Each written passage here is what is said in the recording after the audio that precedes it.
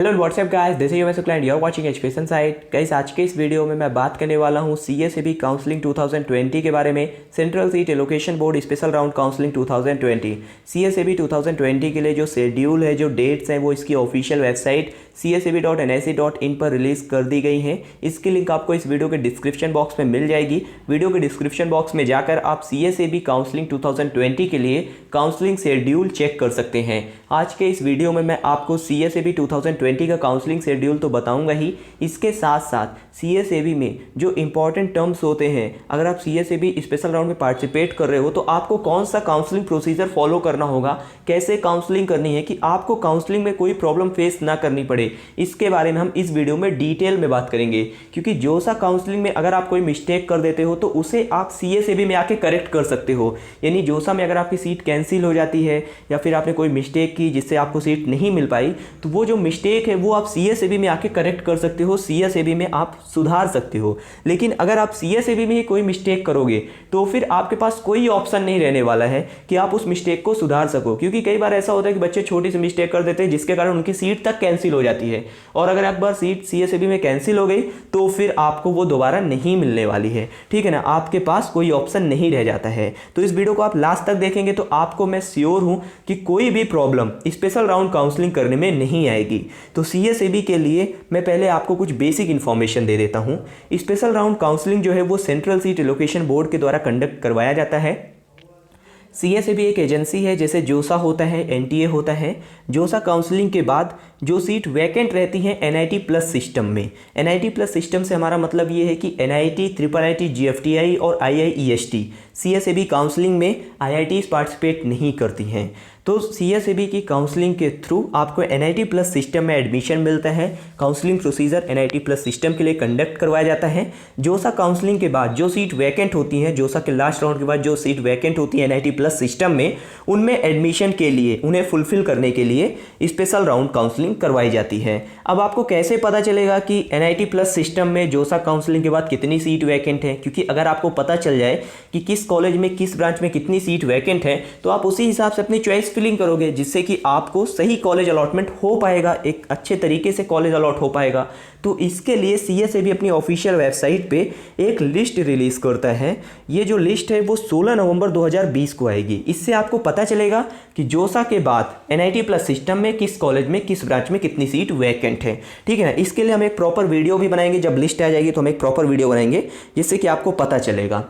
इसके बाद CSEB counselling के लिए जो रजिस्ट्रेशन है, फ़ी पेमेंट है और जो चॉइस फिलिंग है वो 17 नवंबर 2020 से स्टार्ट होगी सुबह 10 बजे से, और ये चलने वाली है 19 नवंबर 2020 तक। ठीक है ना, 19 नवंबर 2020 तक ये पूरा का पूरा रजिस्ट्रेशन, चॉइस फिलिंग और पार्टिसिपेशन फ़ी पेमेंट का काम चलेगा सीएसईबी के लिए। अगर आप सीएसईबी के राउंड 1 और राउंड 2 में पार्टिसिपेट करना चाहते हो तो आपको जो रजिस्ट्रेशन है वो 17 से 19 नवंबर के बीच कर लेना है। ठीक है ना, अब सीएसईबी की काउंसलिंग के लिए सबसे पहले आपको सीएसईबी की ऑफिशियल वेबसाइट पे जाना है। वहाँ पे जब आपको रजिस्ट्रेशन की डेट्स आ जाएंगी तो लिंक मिलेगी, उस पर क्लिक करके अपना जेईमेन का एप्लीकेशन नंबर डालना है, अपना जेईमेन का पासवर्ड डालना है, वहाँ पे रजिस्ट्रेशन पहले करना है। इसके बाद आपको फ़ी पेमेंट करना होता है। अब पार्टिसिपेशन फ़ीस जो होती है वो सीएसईबी में अलग अलग स्टूडेंट को अलग अलग पे करनी होती है। जैसे कोई स्टूडेंट ऐसा है जिसे राउंड 1 या फिर जोसा काउंसलिंग में कोई सीट अलॉटमेंट नहीं हुआ, ठीक है, मान लो कोई स्टूडेंट है जिसे जोसा काउंसलिंग में कोई सीट अलॉटमेंट नहीं हुआ, ठीक है, या फिर उसने जोसा काउंसलिंग में पार्टिसिपेट नहीं किया, तो फिर उसे सीएसईबी में रजिस्ट्रेशन के टाइम पे जो पार्टिसिपेशन फ़ीस है, अगर वो जनरल ईडब्ल्यूएस या ओबीसी से है तो 36,500, और अगर एससी एसटी या पीडब्ल्यूडी कैटेगरी से है तो 16,500 रुपीज़ पे करना होता है। ठीक है ना, और मान लो कोई स्टूडेंट ऐसा है जिसने जोसा की काउंसलिंग में पार्टिसिपेट तो किया, उसे सीट भी मिली, लेकिन उसने सीट को विड्रॉ कर लिया। ठीक है, उसने सीट को विड्रॉ कर लिया है, तो उस स्टूडेंट को भी 36,500 या फिर 16,500 रुपीज़ अपनी कैटेगरी के हिसाब से पे करना होगा। इसके लिए और भी कई सारे केस होते हैं, इसकी जानकारी आपको इस वीडियो के डिस्क्रिप्शन बॉक्स में मिलेगी। वीडियो के डिस्क्रिप्शन बॉक्स में हमने एक वीडियो दे रखा है जिसमें हमने सीएसईबी काउंसलिंग के बारे में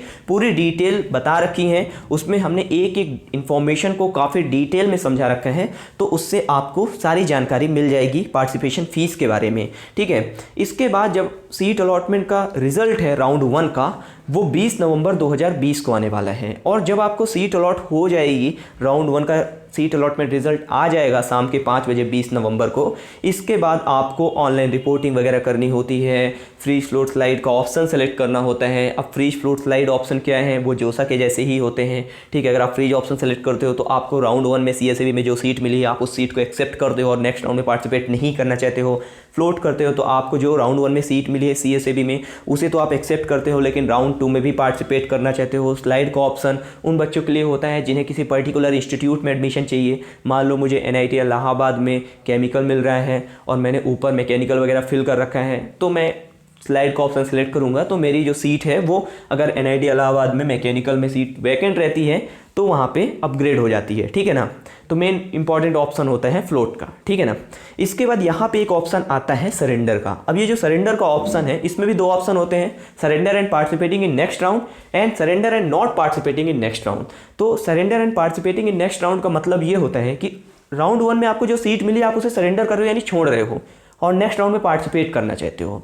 and surrender and not participating in next round का मतलब होता है कि राउंड 1 में आपको जो सीट मिली है आप उसे छोड़ रहे हो और नेक्स्ट राउंड में पार्टिसिपेट नहीं करना चाहते हो। इससे क्या होगा कि समथिंग 5000 रुपीज़ जो होता है वो कट जाता है आपका, जो आप रजिस्ट्रेशन के टाइम पे फीस पे करते हो, ठीक है, उसमें आपका 5000 डिडक्ट हो जाता है और बाकी जो अमाउंट होता है वो आपका रिफंड हो जाता है, ठीक है। तो ये ऑप्शन इंपॉर्टेंट होता है। मान लो राउंड 1 में ऐसी सीट मिल गई जो आपको नहीं चाहिए, जहाँ पर आपको एडमिशन नहीं ही लेना है, तो आप ये ऑप्शन सेलेक्ट कर सकते हो, ठीक है ना। क्योंकि अगर राउंड 1 में सीट मिली है और आप मान लो फ्लोट में रखे हो या फिर स्लाइड में ऑप्शन में सेलेक्ट करके नेक्स्ट राउंड में पार्टिसिपेट कर रहे हो या फिर surrender and participating in next round का ऑप्शन सेलेक्ट कर रहे हो, तो राउंड 2 में आपको जो सीट मिली है या राउंड 1 में जो सीट मिली है अगर आपको वो सीट नहीं चाहिए और राउंड 2 में आपकी सीट मान लो अपग्रेड हो जाती है या फिर आपकी अब सीट अपग्रेड नहीं हो रही, वही सीट है, अगर आप उस सीट में फिर एडमिशन नहीं लेते हो तो आपका जो रजिस्ट्रेशन अमाउंट है, जो फीस आपने पे की रजिस्ट्रेशन के टाइम पे, वो रिफंड नहीं होती है, ठीक है। आपको इसके बारे में डिटेल वीडियो मिल जाएगा, इस वीडियो के डिस्क्रिप्शन में लिंक है, वहाँ पे आप जाके चेक कर सकते हैं, ठीक है। सीट एक्सेप्टेंस, अब यहाँ पे राउंड 1 के बाद 2 ऑप्शन दिए हुए हैं A एंड B। ए पे बताया गया है कि seat acceptance, freeze float slide and institute reporting, इस बात को नोट करिएगा, ठीक है। Surrender allotted seat and participating in next round, surrender allotted seat and not participating in next round, not allotted any seat at the end of special round 1 and not willing to participate in the special round 2। अगर कोई student ऐसा जिस round में seat allotment नहीं हुआ, अब वो नहीं चाहता कि वो राउंड 2 में पार्टिसिपेट करे, तो वो बच्चा इस ऑप्शन को सेलेक्ट कर सकता है। इसके बाद जो बी पे बताया गया है वो ऑनलाइन रिपोर्टिंग के लिए बताया गया है। सीट एक्सेप्टेंस फीस पेमेंट करना होता है, डॉक्यूमेंट अपलोड करने होते हैं और कोई क्वेरी होती है तो उसके लिए रिस्पॉन्स करना होता है, जैसे जोसा में होता था। एकदम आसान होता है ऑनलाइन रिपोर्टिंग। इसके लिए जो टाइम दिया गया है वो 20 से 23 नवंबर दिया गया है। 20 से 23 नवंबर के बीच आप ये कंप्लीट प्रोसीजर कर सकते हो। अब यहाँ पे 2 पॉइंट दिए गए हैं, ये दोनों पॉइंट बहुत इंपॉर्टेंट है, ठीक है ना। ये दोनों पॉइंट सबसे ज़्यादा इंपॉर्टेंट इस काउंसलिंग शेड्यूल में। प्रोसेस है listed A is mandatory for all the candidates who are allotted a seat in CSAB special round 1। जो प्रोसेस ए है ये हर एक उस कैंडिडेट के लिए इंपॉर्टेंट है जिसे CSAB स्पेशल राउंड 1 में सीट अलॉटमेंट हुआ है। Process A and B both are mandatory only for those candidates who are allotted a seat first time in CSAB special round 1। ऐसे कैंडिडेट जिन्हें जोसा में सीट अलॉटमेंट नहीं हुआ था या फिर जोसा में पार्टिसिपेट नहीं किए और CSAB में पहली बार इन्हें सीट अलॉटमेंट हो रहा है, तो इनके लिए प्रोसेस ए एंड बी दोनों ही मैंडेटरी है। इन्हें ऑनलाइन रिपोर्टिंग भी करना होगा, इसके बाद जो ऊपर इंस्टीट्यूट रिपोर्टिंग का ऑप्शन बता रखा है वो भी करना होगा, ठीक है ना, राउंड 1 के लिए। इसके बाद जो लास्ट डेट है, क्वेरी अगर कोई रहती है उसका रिस्पॉन्स करने के लिए लास्ट डेट है वो 24 नवंबर 2020 है। इसके बाद जो राउंड 2 है CSAB का, जो कि सबसे इंपॉर्टेंट होता है, राउंड 2 में कट ऑफ और ज़्यादा डिक्रीज हो जाती है, ठीक है ना, और ज़्यादा कट ऑफ नीचे आ जाती है। तो राउंड 2 के लिए जो सीट अलॉटमेंट का रिजल्ट है वो 24 नवंबर 2020 को आएगा और राउंड 2 में सीट अलॉटमेंट के बाद जो भी सीट आपको अलॉट हुई है वहाँ पे जो रिपोर्टिंग होती है वो रिपोर्टिंग एट अलॉटेड इंस्टीट्यूट होती है, यानी आपको इंस्टीट्यूट में जाकर रिपोर्टिंग करना होता है, ठीक है ना। राउंड 2 की जो रिपोर्टिंग होती है वो इंस्टीट्यूट रिपोर्टिंग होती है। इसके लिए जो टाइम है वो 25 नवंबर 2020 से 30 नवंबर 2020 का दिया गया है, यानी 25 से 30 तक आपको रिपोर्टिंग करनी है। जो कॉलेज अलॉट हुआ है उसमें, मान लो मुझे NIT भोपाल मिलता है तो मुझे NIT भोपाल में जाकर रिपोर्टिंग करनी होगी, NIT श्रीनगर मिलता है तो NIT श्रीनगर में जाकर रिपोर्टिंग करनी होगी।